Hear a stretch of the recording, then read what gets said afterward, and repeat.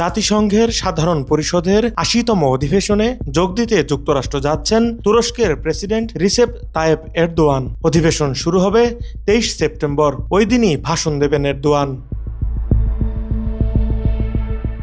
এরপর তিনি মার্কিন থিঙ্ক ট্যাঙ্ক ও ব্যবসায়ী নেতাদের সঙ্গে বৈঠক সেরে বৃহস্পতিবার যাবেন ওয়াশিংটনে। সেখানেই বসবেন বহুল আলোচিত বৈঠক, তুর্কি প্রেসিডেন্ট এরদোয়ান আর মার্কিন প্রেসিডেন্ট ডোনাল্ড ট্রাম্পের বৈঠক।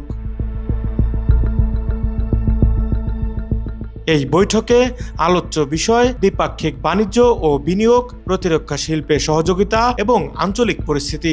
বিশ্লেষকরা বলছেন, এই আলোচনা শুধু তুরস্ক আমেরিকা সম্পর্ক নয়, পুরো মধ্যপ্রাচ্যের ভূরাজনীতিতেও গুরুত্বপূর্ণ প্রভাব ফেলতে পারে।